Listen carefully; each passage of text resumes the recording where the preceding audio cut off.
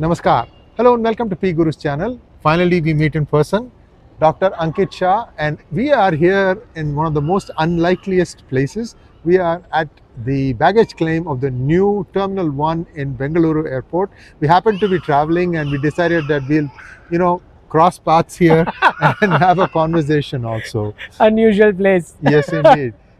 Dr. Ankit Shah, I like to call you always as Dr. Ankit Shah. It has a nice ring to it, Dhurandhar Bhattavadekar, that sort of ring.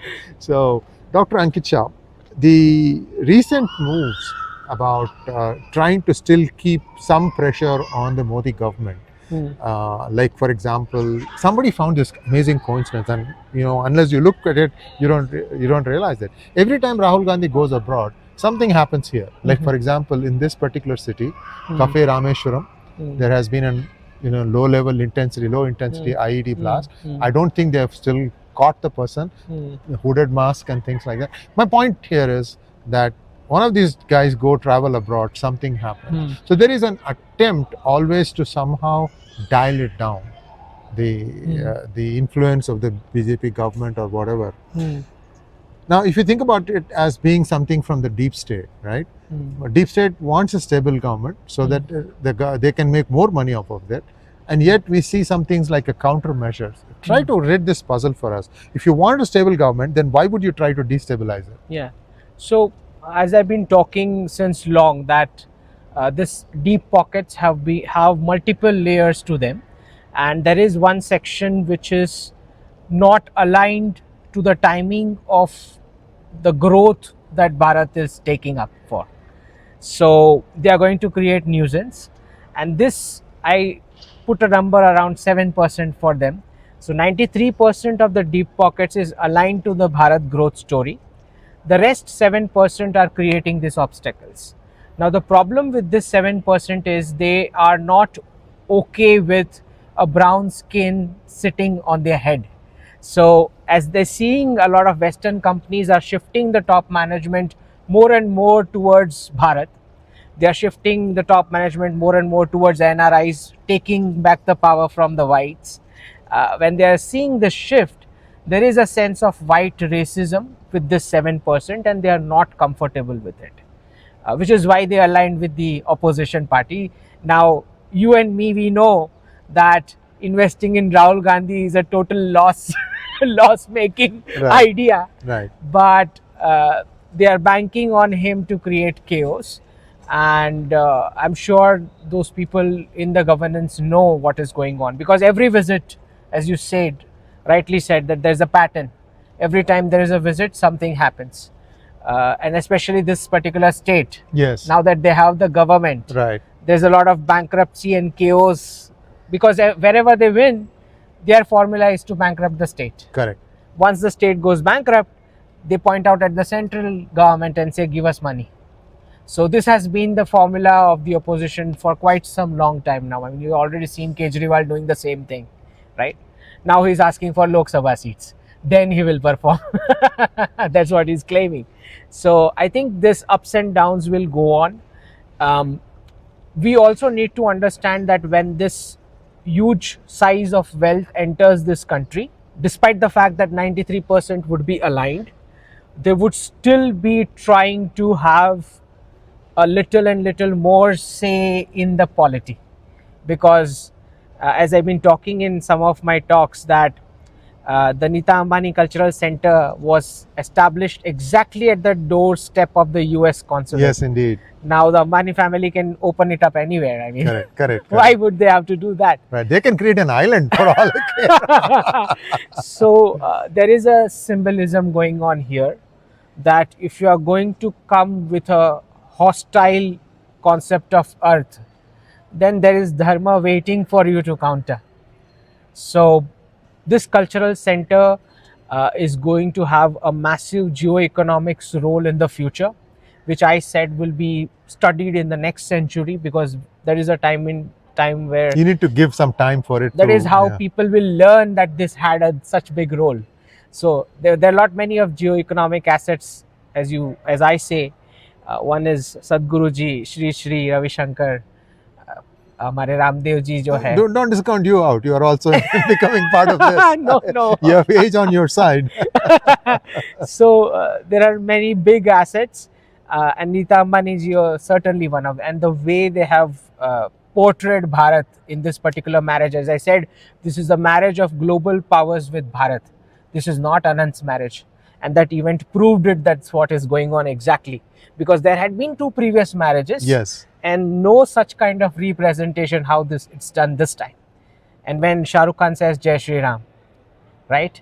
So that de-radicalization process going Yes. on along with de-dollarization and decolonization. Yes. Yes. So eventually what we are going to see is that this wokeism versus dharm struggle is going to intensify.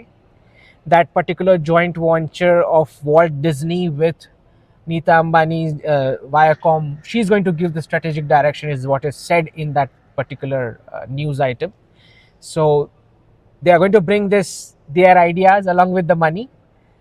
There's going to be a starting.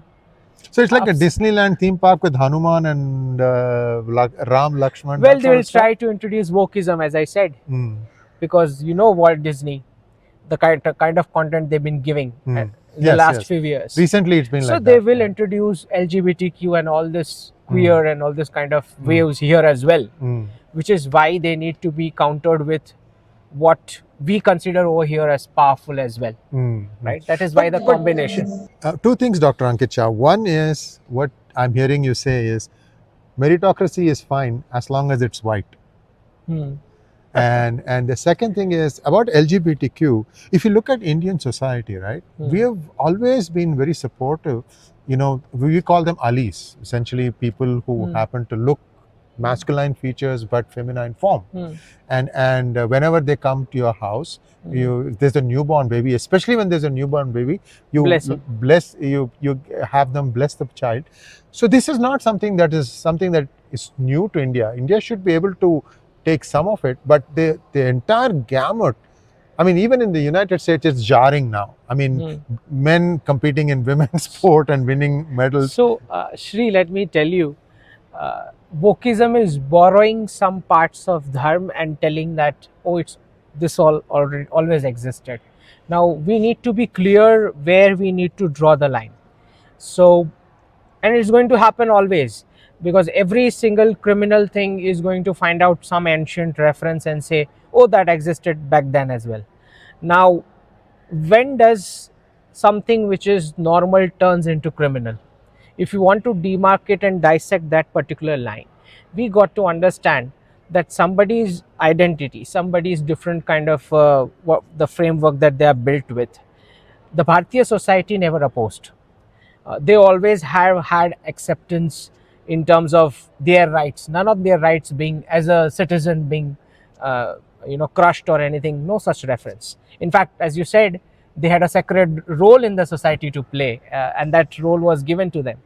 Now, the wokeism which is going to come from the West, and what we are seeing in the West is very different from just an acceptance in the society. It is about gulping down inside the throats of the kids that this is something which is normal. Okay, now those small kids, these are young impressionable minds, they have no clue of what the world is and what is going on here, why some of these identities are being sponsored and being given benefits more than the normal citizenry. There is a vote bank politics to it. They don't understand all of that, and what they would be taking from it as a lesson is that this is something normal. Now, when you try to propagate it as something normal, what is going to happen? They are going to co-opt the concept of marriage. They'll say what we do is also a marriage. Now, a concept of marriage is about the societal approval for procreation. The very concept of procreation is not possible biologically in these cases. Yes. Right? Which is why the legal status of marriage cannot be given. That concept cannot be diluted for co-opting them into the society and telling kids, see, this is a normal marriage as well. Because if that is a normal marriage, then procreation is at question. right? Neither, as I said, there is no societal approval for procreation in these cases. So maybe you can give them some other terminology, co-living or something else, but you cannot dilute the concept of marriage, because the whole idea of the concept of marriage is procreation. That is what the nature wants. That is what the civilization continuance wants. Now, these Western countries, they do not have any kind of civilizational continuance, even, I mean, as a last thought from their priorities. Okay, they have temporary survival or one life concept as their base. Correct. So they are not going to go this deep about what the second order and third order impact of what we are showing to the kids. But over here, I'm telling you, the Bharatiya parents will take weapons. If this comes here, Yes. this is not going to be digested in this society, because we have memories of what civilizational continuation means, right? So there is this thin line of difference between when it turns into a crime. We are all for facilitation. They require some different kind of facilities, infrastructure, government can give them. We are all for acceptance in the society, that you are part of the society. We are not for propagating this and bombarding into the heads of kids who are not yet adults, Yes. who don't understand this. Okay, and if kids are going to see this as something which they have to aim for because some benefits are aligned to that cause, what is going to happen is they won't have the normal marriages anymore. Dr. Shah, one of the reasons that they demand the concept of marriage is purely profit driven or tax based. If I take United States for example, the United States, if you are filing taxes jointly, you get more benefits as opposed to filing individually. I have a simple solution for this: abolish personal income tax. And whatever you're going to lose here, make up for it by adding it on your consumption. Correct. Done. Correct. So this can be done with a CBDC, which is anyways going to come, right? So a lot of taxation procedures can be removed, right? No more required once you are directly taxing on the transaction, right? So say it's just 1%. Whether you do a 5 rupees transaction or a 5,000 crore rupees transaction, you go on giving 1%. So eventually, certainly that is what is. You're talking about financial transaction tax or CBDC? CBDC, how will you? You're just saying that it can be done at the source itself. Is that what you're saying? It can be done at the spending, not at the source. When you do a transaction, I think we mean the same thing at the time of transaction. Correct. If you don't do a transaction, right, then you don't get tax. Yes. So eventually, I think the many countries of the world are moving towards a CBDC. So once you have a CBDC, you are going to be tempted to collect tax that way, because there's a lot of hassle with other forms of taxation, a lot of procedures, lot many of people untapped not paying taxes, which automatically becomes a punishment for those who are paying taxes, right? That's what probably has happened in the West. Yes. Right. In fact, in Canada, the taxation is so high, people are like, nahi lena hai promotion. Right. True, why should I take promotion? And then take more responsibility. Very true. And funding that LGBTQ and asylum and illegal immigration, right? Yes. So I think this kind of a taxation certainly would help. But then again, CBDC has its own set of, as we know, the negative part. Tomorrow, if a communist government comes, what all can happen with a CBDC? Because now everyone is on a single ledger. Okay, you're directly with the central bank now. Okay, your account could be frozen. There could be validity put on your money. There could be application of negative interest rate. You wrote something on social media, your account gets blocked. How would you spend money and buy something which China is, you've seen the communist China, this is what has happened with the citizens. So CBDC comes with its own set of negative. So how does one try to take the negativity out of CBDC? Well, see. By the way, guys, it's central bank digital currency. For example, India, you can think of as digital rupee, digital renminbi, and I think digidollar is the name that is being given by US. US is pausing because conservatives are not for it. Trump is not for it. Vivek Ramaswamy has come out and said no for People it. People know that everything will become then traceable. Yes. At least other than the youngsters, nobody is for it. I mean, I can tell you people of your age certainly not for it because they understand what's coming. The youngsters. Are you counting yourself as part of me or Well, not? people tell me I speak like aged people. We got to understand, and I've seen some of the videos where youngsters in the West are even ready to put chips in their hand if they're getting some discounts. Yeah. So I think the youngsters are prone to all this kind of modifications and manipulations, if that is how the intent be of those governments. But CBDC as a project is certainly coming. Now, in what shape, way, or form is the question? the way and form is clear, the negatives are clear, the positives are clear. What needs to be seen is, will the people let it be successful? Because see, one of the challenges which I see for a CBDC is, which I think the RBI in Bharat, RBI has said that offline bhi kar sakte ho. You can use it offline. You don't need electricity or internet. Those trials are on. I don't know how that is. They will have to reconcile at some point, though. Yeah, I don't know how that mechanism works, but that is in the works. So that's a big, significant challenge that is being solved, if this is being solved. Oh, viewers, Google Docs, you can use it offline. So what happens? I mean, Google Docs is supposed to store everything on the cloud, but you're using it offline. Then what happens? Once you come back online, It gets updated. it gets updated. That's where it is. But it depends upon how much. It even that has a limit. If you have a 10 megabit per second connection and you have done 2 gigabytes of data, it's going to like huff and puff and huff and puff. Right? So yeah, technological challenges would be there, but I'm concerned about another challenge. My concern is, what if once you shift the taxation over there and people start doing barter? Yes. People would say, let's not do any transaction. We can exchange stuff. Yeah. Yeah. So if a significant size of population starts doing barter, Have you booked barter.com?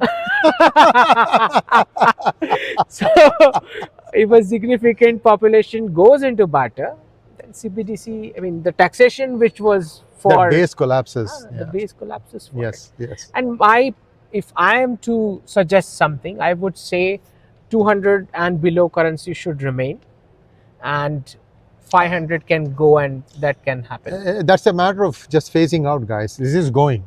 I had predicted 2000 will go, it went, and now 500 is going. It's going to go maybe 2-3 years time. By the way, my new book, Paper In, Money Out, I have explained what is the trigger point for it to go.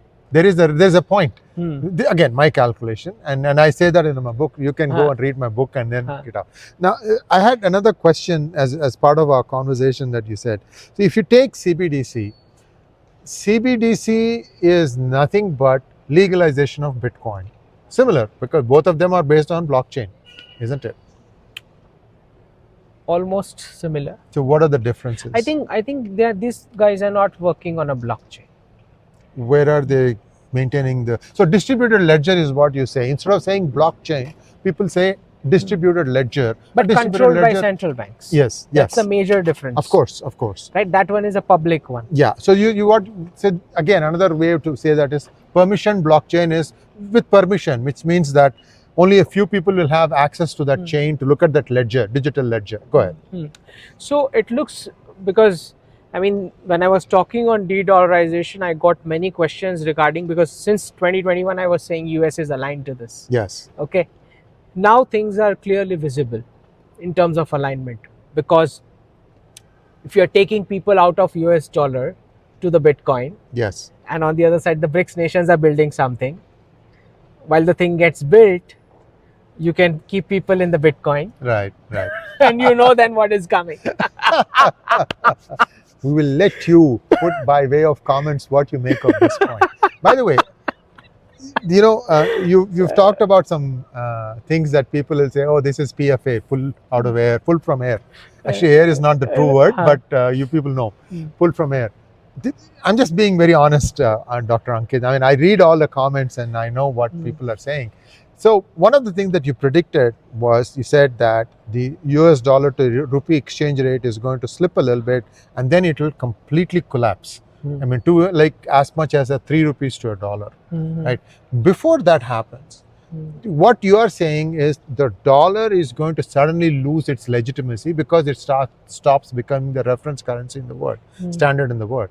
Today we are saying, people say between 20 to 39% of the trades are happening in a denomination that is not dollar.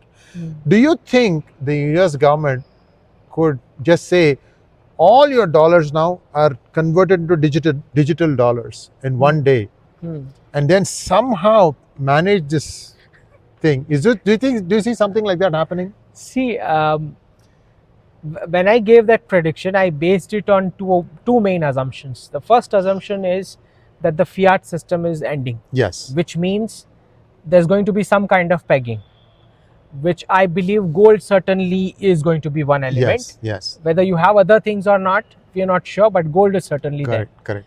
Now, second assumption is that what the CBDC would be introduced. Okay. Now, when you combine these two, you get that. That's how I calculated the number 3. Because what happens is when you are into a CBDC and you want to do international trade, say for example, Pakistan is going to say, I deleted 50,000 entries. Now give me more quantity of goods. Is any nation going to give that? No. You have to peg it. So as soon as you peg the CBDC with a finite commodity, there is going to be a sudden shock to the US dollar, despite the fact that they might have 8,000 tons coal. Because it's not just about linking with a commodity, it is also about your demand as a CBDC vanishing to another trade system. A big chunk of trade completely shifting somewhere else outside the system. And I had this argument with this milkshake theory guy. There's one milkshake theory guy who says, कुछ भी कर लो तो dollar को कुछ नहीं होएगा. So I used to explain him कि वो मिल्कशेक दूसरे बकेट में जा रहा है. वही शेक नहीं होने वाला है. So उसको time लगेगा. When it will happen, everybody will know. But two of these assumptions, that CBDC is coming and you want to do international trade, you have to peg. Otherwise, the other country is saying, I'm making 50,000 entries today. The second country will say, I'm deleting 70,000 entries. It's just a stroke of a key. Right. You can't do international trade like that. Correct. So you have to peg with something finite. Now, as we all know that Indians have more gold than the central banks of the entire world put together. Okay. In terms of productivity, it's going to take United States at least 10 to 15 years to get back to the manufacturing heft it used to have at the earliest times, right? So that productivity is not going to come immediate. So that is another shock for the US dollar. The demand of the US dollar going as a savings currency. Yeah. The demand of the US dollar going as a trading currency. Pegging is done, but there is no productivity. Okay, you have nothing to sell at a price point which anybody wants. You have to trim the economy. Now, US is used to building their models with a certain amount of inflation, and they want that inflation to be there. They can't live with zero inflation, because they'll suddenly start saying deflation and other words, stagflation and stuff like that. So, see, you need to give me time, because I had 3 questions in my mind when we were talking, and by the time you are finished, 2 of them have just gone. I remember it's going to come to me. But first, most important thing that I wanted to ask you was, you mentioned that India has the most amount of gold in the world, but it's in personal holdings, and you cannot tell anybody to say, okay, you take your gold, put it in your bank deposit, and then you can. That way the government can get to know. Well, the government said so during the gold monetization scheme in 2015, but nobody agreed to it. Yes. Because, see, the problem was the returns were not enticing enough. Second thing was, that was the period immediately after the government came to power, the new government. I think now the banking system is clean enough so that people can trust it. Second, government backing it with a good return can certainly make people deposit it. I have a simple concept. And I believe that a lot of countries will take that help for de-dollarization. See, one of the things that was making people hesitate, we have to understand where the culture comes from. My grandma gave it to me when I was 5 years old. And she told me that her grandma gave it. So there's 4 generations coming in that particular gehna, that whatever bangle, whatever. Right now, one way to make both sides be happy, that government gets to keep it for some time, because what they need to find out is, look, I have so much gold that against which I can price my dollar. So there are things called as non-destructive testing systems today, which is like, just think about microwave. I'm just making mota guys. It's a microwave box. You put your gehenna in it. It just puts gas spectrum. It finds the spectrum of the material, and from that it can find out how much purity there is of gold. Okay. And you just note it down. And number. And that's all the government needs. They don't want to take and correct. They don't have to take it physically. Yes. There can be electronic certificate kind of a thing. Exactly. And then you can take it back to you. All you are going to get in exchange is, you have your own credit rating today, right? In that you can add another variable that this person has. So multiple methods can be done without physically accumulating it. You don't need to take it. You don't need to give it, and because one of the things that number will go. Yeah. The number will the go. The credit rating will go. That number of the quantity that you have, that will be on record. Yes. Right? Yes. That is true. But what it helps the government But it will help, certainly. It will help the government, because at the end of the day, you are going to benefit, because what will happen is, the more gold India can show, this is solid, we have it, right? The stronger the Indian currency will be. And the stronger Indian currency makes it cheaper for you to travel abroad, even get your own things. If you are an exporter, better returns. You can invest assets, buy assets outside. Yeah. So a bit of education is needed. I'm sure we are going to, as we sense the direction, but there are no signals coming that we are shifting out of fiat. I mean, at least they have managed to make it look so. It will be like you wake up in the morning and you'll be it should happen. This is what has to happen. This is what happens. Yes. But one clue I think will be there is what I said, that personal income taxes will be abolished, and you will go into the transactional. You don't require, because once you have transactional tax will happen, and I think that is fair. Today UPI is free. If a poor person is going to spend 5 rupees. Yes. Then only 1%. Yeah. A rich person is going to spend, say, 500 crores, 1%. 1%, right. So it's fair enough. Correct. Because that goes to fund your infrastructure. Think about UPI today. The Indian government has kept UPI free. This is 7th year now, like 2016. Seriously now, 7th year now, or even 8th year if you want to think of it that way. 7 years, and they have not put any transaction fee on that. But clearly there are lots of servers churning away. Once you scan the QR code, then a lot of things happen in the back end, and you're not paying towards that. The government is doing it because it wants to grow the UPI pie. So my one explanation that I gave for people as to why other countries are buying into UPI is that let us say now Israel is going to be importing Indian engineers, Taiwan's going to be and this model will start taking root, and more people will start certainly right. So one way, a country like Russia, for example, where they are saying that we are sitting on billions of rupees, we don't know what to do with it. What they can do is they can bring in a lot of Indian engineers. Of course, the Indian engineers will have to be proficient in Russian. Hint, you learn Sanskrit first, 6 months Sanskrit, 6 months Russian, then you can get by. In fact, UAE, I mean, if you look at the last 2 months job advertisements in UAE, they're clearly writing they need Russian. Oh, wow. Essential. Wow. So this is the thing, because as Russia's technology goes. These are the 3 geographies which I have mentioned on P Gurus. Yes. The Gulf, especially UAE, Bharat and Russia. Yes. Very true. So one way the government could make it easy for these countries is to pay the Indian workers, That's what happened with Sri Lanka. Sri Lankans said that the tourists are going to deposit INR and you're going to buy stuff with the same INR from Bharat. Yes. So I think I've been saying it since the talk of de-dollarization that it's going to be evolved barter. Right. It's evolved barter. Correct. Right. So basically, you need to have something actual, real, to give as a good or service, which is why the West is going to be in trouble. Yes, yes, very true, very true. Guys, Ankit and I have a lot of conversations, and some of these things are just out of the world, 5 years down the road, sometimes 10 years down the road. But I do believe, today I believe Ankit more than probably I may have believed him 6 months ago when we were starting it out. Because you need to let this thing soak in, and then you have to keep an ear out to listen to what is happening, see what is happening around the world. And that's where, you know, you get to know, okay, somebody had predicted this faster. By the way, Ankit, you have been having a lot of hits lately, so more power to you, bro. And people do subscribe to his Twitter handle, a lot of good stuff, and he backs it up. He'll give an early date and then today's date and say, look, I said it here, this is how I'm going. By the way, did you go wrong anywhere? Well, mostly not.